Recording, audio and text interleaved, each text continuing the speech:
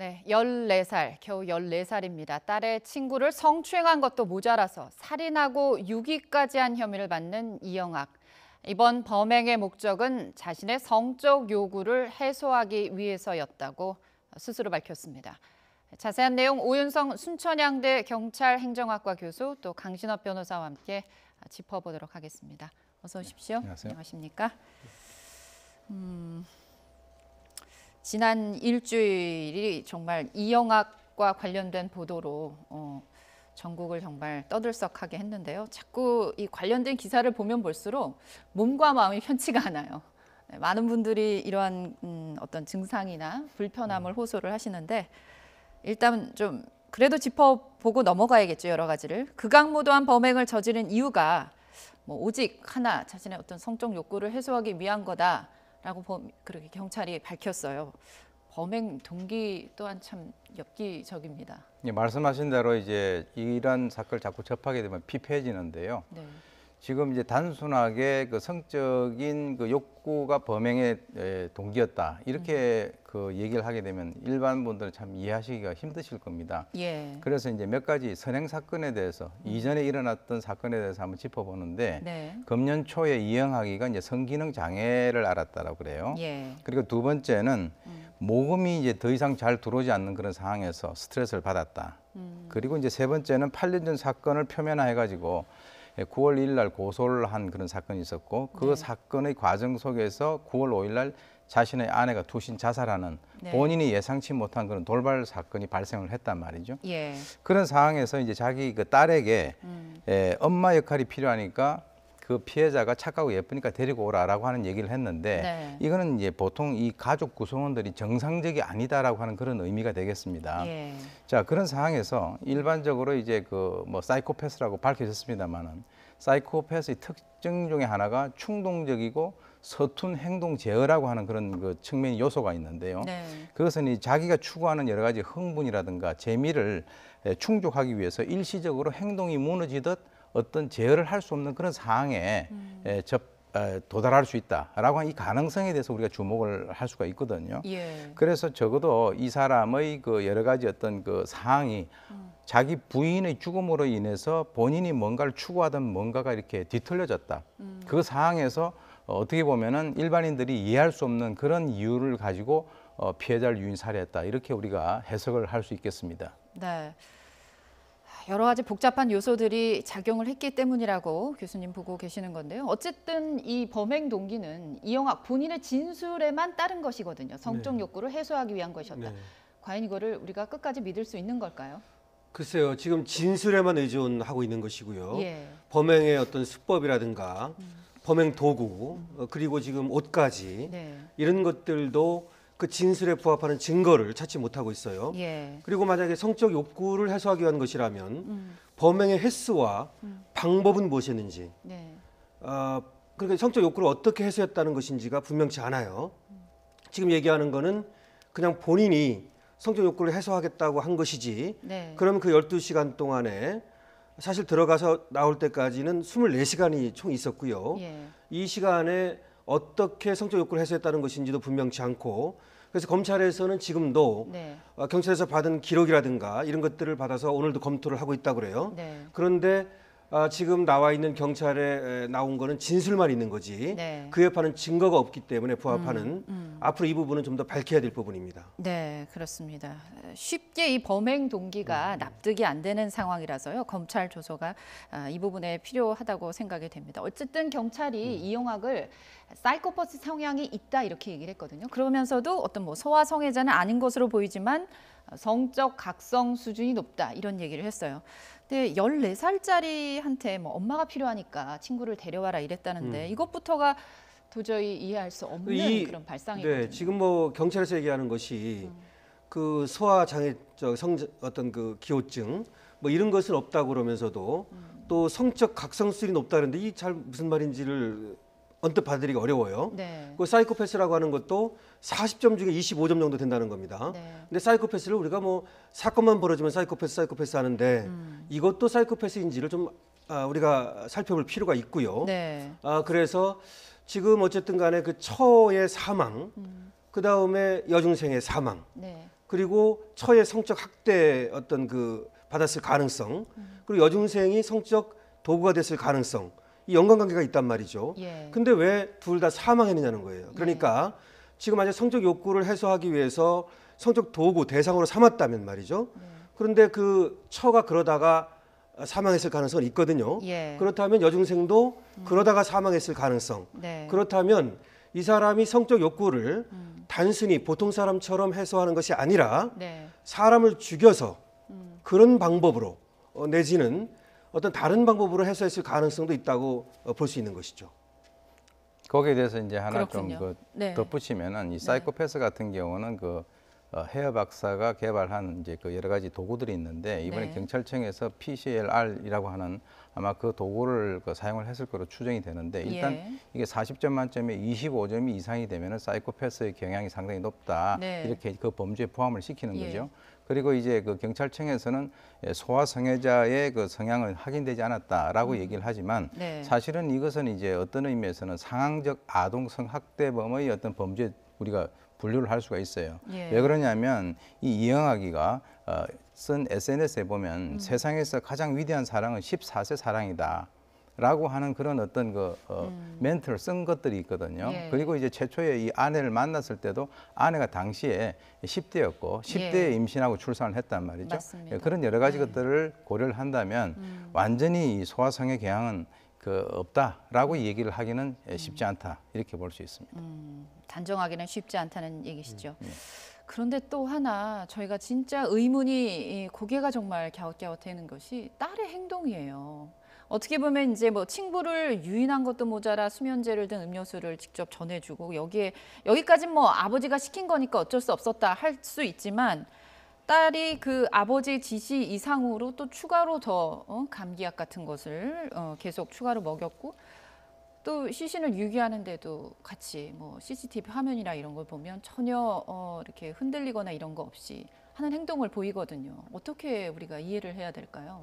뭐 일각에서는 이제 그 아버지가 그 수면제 세 알을 탄 음료수를 먹여라 이렇게 얘기를 했는데 그 자기 친구에게 그 이 아이가 이렇게 얘기를 합니다. 너 감기 기운이 있으니까 약 먹어라. 그리고 수면제를 2알을 더 주고 네. 그리고 또 음료수에 2알을 더 타가지고 이렇게 했기 때문에 총 4알을 더 준 거예요. 네. 그래서 일각에서는 이것이 그 딸의 입장에서는 이후에 벌어질 수 있는 여러 가지 상황에 대해서 이미 그 인식을 하고 있는 상황이기 때문에 차라리 자기 친구가 잠을 자는 게 좋겠다 이렇게 이제 해석을 하는 분들도 있고 아. 또 하나는 저는 이제 어떻게 보냐면 아버지가 어떻게 자기가 행동을 하면은 좋아할 것인가에 대해서 본인이 잘 알고 있다라고 하는 것이죠. 그것은 이제 그 어머니도 있고 아버지도 있지만 어머니보다는 아버지와의 어떤 심적인 결속감이 더 공고해졌을 것이다라고 예. 생각되는 이유가 네. 바로 어머니보다는 아버지하고는 희귀병을 같이 앓는 그런 그 입장이라는 거죠. 예. 그런 상황에서는 그렇게 하는 아버지의 행동이 바람직하지 않다라고 하는 것은 알고 있지만 네. 그것에 대해서 자기는 뭔가 적극적으로 보조를 하는 것이 뭔가 잘 좋은 방향으로 가는 것이다. 이렇게 인식을 했을 가능성이 있다라고 하는 것이죠. 제가 보기에는 이 딸의 행동이 말이죠. 네. 상당히 그 이례적인 것인데요. 사실은 아버지가 무슨 행동을 하고 있을지를 미리 알았다고 봅니다. 미리 알고 있었고 그것은 예. 이제 어머니를 통해서 알았을 가능성이 있거든요. 네. 그 안방에서 무슨 일이 벌어지는지 보고 싶지 않았다라는 말을 했습니다. 네. 그렇다면 어머니에 대해서도 아버지가 성적 학대를 했을 가능성이 있고 예. 그러한 사실을 알았을 것으로 추정되는 것이고요.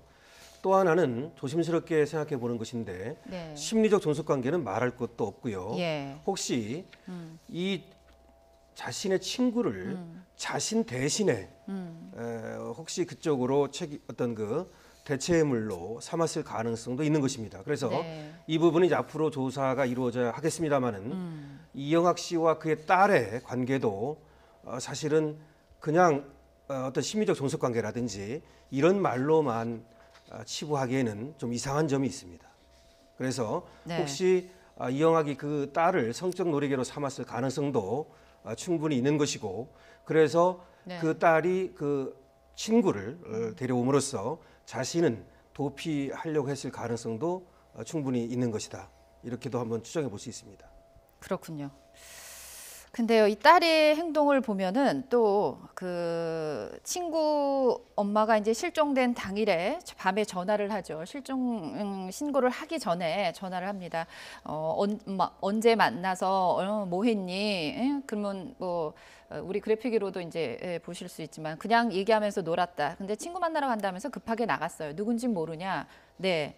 근데 다음 날, 그러니까 어떻게 보면 실종 자기네 집에 데리고 왔던 친구 엄마와의 대화를 해서 아주 태연하게 거짓말을 하는 그런 걸 저희가 음성을 들을 수 있습니다. 또 보면 다음 날 오전에 친구들이랑 이제 카톡 대화를 하면서 거기서도 살아 있겠지 라면서 이제 웃음 표시를 하고요. 어떻게 보면은 참 이 부분 역시 이해하기가 어려운 그런 행동이거든요. 그것은 이제 우리가 이 딸의 행동을 그 14세의 그 여중생의 행동으로 접근을 하게 되면 이해하기가 상당히 어렵다는 것이죠. 네. 적어도 이제 그 순간을 우리가 잘라서 우리가 분석을 해보면 적어도 그렇게 대화를 하고 그렇게 거짓말을 하면서 또는 뭐 살아있겠지라고 하는 그런 어떤 문자를 주고받는 이런 여러 가지 행동을 보게 된다면 전형적인 공범의 행동이거든요. 예. 그래서 이제 어떤 식으로 저희가 해석을 할 수 있냐면 여자 이영학 2의 심리 메커니즘이다. 아이고야. 저는 이제 왜 그러냐면 이 사람이 14세기 때문에 네. 지금 소년범의 범죄에 들어가 있고 그렇기 때문에 설마 그렇게 하겠느냐라고 하지만 제가 전제를 했지 않습니까? 그 부분을 뜯어놓고 본다면 네. 적어도 만약에 그때 당시에 이 딸이 어머니 사실은 우리 아버지가 저렇게 하고 있어요 라고만 했다면 그 아이를 구할 수가 있다는 거죠. 예. 그런데 그 선택 사항에서 그 딸은 아버지의 그 방향을 선택을 했다는 거죠. 예. 그렇다면 이것은 어떤 그 전형적인 공범의 모습이 아닌가 그렇게 저는 생각을 합니다. 네. 저도 지금 사체 유기만이 아니라 이 살인 사건의 공범일 가능성이 있습니다. 예. 그러니까 지금 우리가 좀 주목하고 조심해야 될 것은 지금 뭐 성적 욕구를 해소하기 위해서 살해를 했다. 뭐 이렇게만 지금 이거는 본인의 진술에만 의존하고 있는 것이거든요. 예. 아까 말씀드렸다시피 지금 이제 이영학이 검찰 진술에서 진술을 번복할 가능성도 있는 것이고요. 예. 범죄 혐의를 부인할 가능성도 여전히 있는 것입니다. 네. 그래서 증거가 중요한 것이고요. 네. 그런데 지금 자신이 이제 그렇게 성적 욕구를 해소하는 대상으로 삼다가 네. 깨어나서 굉장히 몸부림을 치고 또 이렇게 반항을 해서 넥타이와 수건으로 목을 졸라서 죽였다는 것이거든요. 네. 근데 그것은 본인 진술만 있는 것입니다.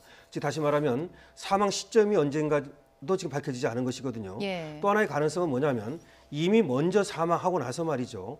사망한 자를 상대로 한 그러한 어떤 성적 욕구 해소도 있었을 가능성도 있는 것이고요. 네. 지금 여러 가지 가능성이 있는 것입니다. 아까 말씀드렸듯이 왜 이 여중생도 죽고 처도 죽었느냐 하는 것도 굉장히 네. 그 의심스러운 대목이고 네. 또 이런 것들도 앞으로 좀 밝혀야 될 부분입니다. 네. 아까 교수님 말씀하셨듯이 딸이 이영학 2가 될 수 있다. 그러면서 이제 이번 사건의 공범이 될 수 있다고 보셨는데 그럼에도 불구하고 딸의 구속영장이 기각됐거든요. 네. 다시 신청될 가능성도 뭐 있는 글쎄요. 걸까요? 지금 이제 법원에서 영장을 기각을 한 것은 적어도 이제 지금 전반적 사항을 그때까지 판단을 하기는 이 딸이 이영학에 의해서 상당히 정신적으로 종속돼 있다라고 이제 판단을 한 것 같아요. 네. 그러면서도 이 자기 아빠가 친구를 성추행하는 것에 대해서는 어쩔 수 없다라고 하는 그런 반응을 보이고 있고요. 또 하나는 친구 사망을 듣고 난 이후에 눈물을 흘리면서 나 죽고 싶다 이런 얘기를 한 적도 있단 말이죠. 예. 그런 걸 보게 된다면 한편으로는 왔다 갔다 한다라고 하는 것인데 최종적으로는 이 아버지 이영학에 대해서 누가 도덕적으로 비난하는 것에 대해서 본인이 참지를 못하고 있다는 거예요. 예. 그것은 이 자기가 가지고 있는 양심이라든가 도덕심 그리고 아버지에 대해서 의존을 하는 이 두 가지 개념 사이에서 대단히 혼란스러워하고 있다라고 하는 그런 상황이기 때문에 예. 영장을 발부를 할 것인가 기각을 할 것인가라고 하는 그 판단은 최종적으로 이제 법원에서 그렇게 현재까지는 판단을 한 거로 그렇게 생각이 됩니다. 그렇군요.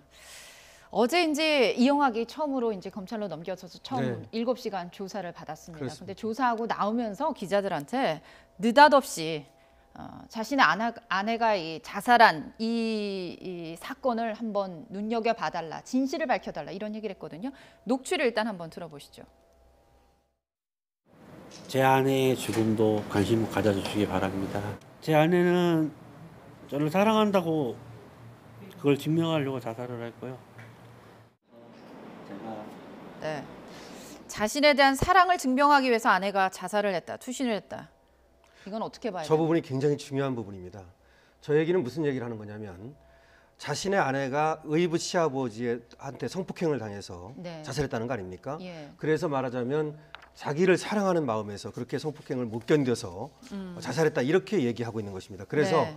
자신이 여중생을 죽인 것은 전혀 거기에 대해서 얘기하지 않고 이 시선을 바깥쪽으로 돌리는 것이죠. 다시 말하면 자기 아내가 이렇게 의붓 시아버지한테 성폭행을 당하는 그런 불행을 겪고 자살을 했는데 그 자살은 나를 사랑하는 마음에서 자살했다. 네. 이렇게 시선을 바깥으로 돌리고 동정심을 유발시키고 그러면서 자기의 범죄를 감추고 내지는 자기의 범죄에 대해서 이렇게 부각되는 것을 수면 아래로 내려앉게 하는 것이거든요. 네. 그래서 지금 얘기하는 걸 보면 굉장히 어떻게 보면 이 동정심이라든가 이런 거 호소할 줄만 알지 자신이 다른 사람들에 공감한다든지 이런 것들은 전혀 없어요. 그래서 책임을 전가하는 모습이다 이렇게 볼 수 있습니다. 어떻게 보면 아주 영악한 수법이라고 볼 수도 있겠네요. 이 아내가 자살을 하게 된 것 이전의 사건을 보게 되면 네. 이영학이가 아내를 성매매를 시킵니다. 예. 두 번째는 어부 시아버지에게 성폭행을 당했다라고 하는 증거를 수집을 하기 위해서 그 집에 데려다 줍니다.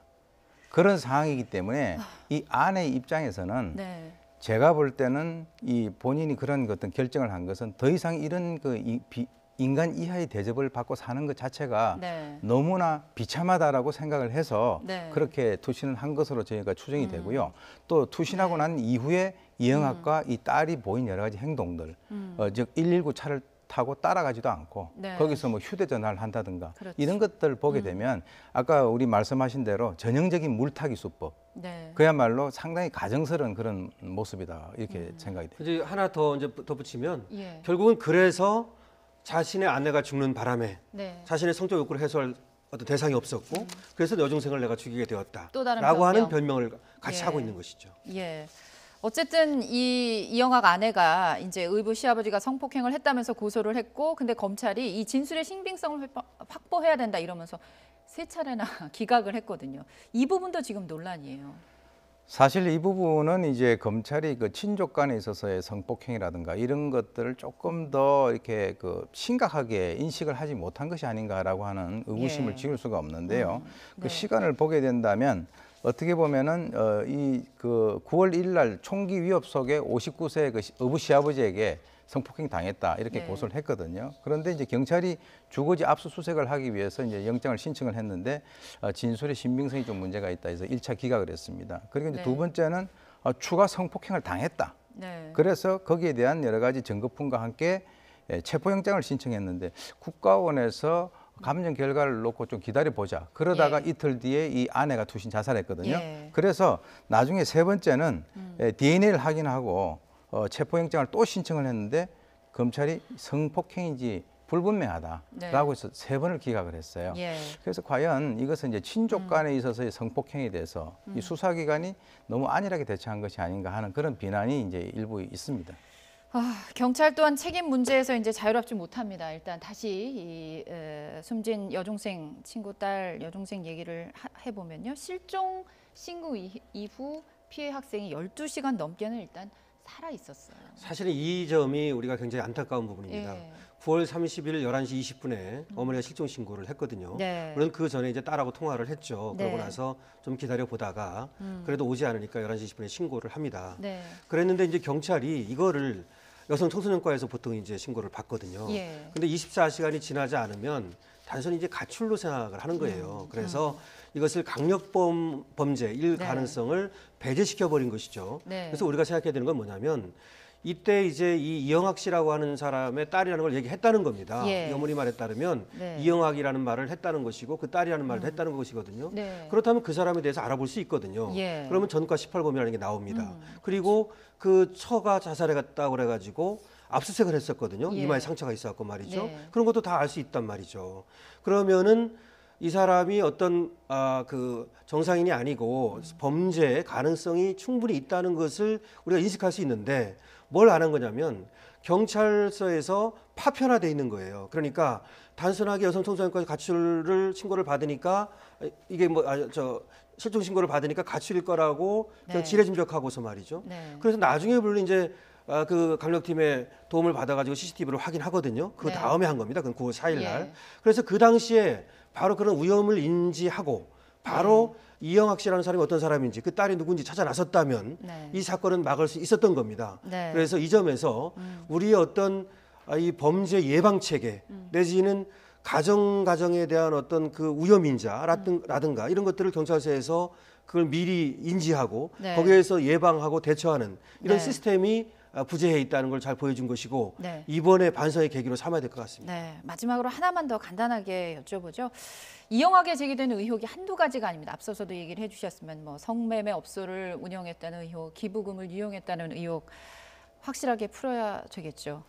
이제 이 사람은 어떻게 보면 이중 삼중 그 생활을 하면서 어디를 건드리면 정확히 돈이 나온다라고 하는 사실을 정확히 알고 있습니다. 그런데 네. 이제 안타깝게도 지금 알려진 바로는 지적 정신 장애 2급을 받고 있는데 네. 그것도 실제로는 그 2011년에 지적 정신 장애 3급을 갑자기 받아요. 네. 28살 때. 네. 그러다가 2015년에 이제 2급이 되는데 네. 이 과정에서 또 기초생활수급 대상자도 된단 말이죠. 예. 그런데 이 사람이 가지고 있는 차가 외제차를 포함을 해가지고 지금 세 대를 운영을 하고 있단 말입니다. 그렇죠. 그런데 그 중에서도 1999cc짜리 차를 구매를 하게 되는데 그렇게 해야만 그것도 혜택을 받을 수 있다라고 하는 이런 여러 가지 기초생활수급자에서 혜택을 것들을 받을 이제 수 있죠. 그 얘기를 네. 하죠. 그래서 이제 어떤 의미에서는 이 사람이 이런 그 사항을 통해 가지고 우리의 복지 기금이 막 이렇게 새고 있는 것은 아닌가. 네. 물론 이제 해당 기관에서는 이거 정상적인 그 절차를 밟아 가지고 그렇게 됐다라고 하지만 대부분의 국민들이 도대체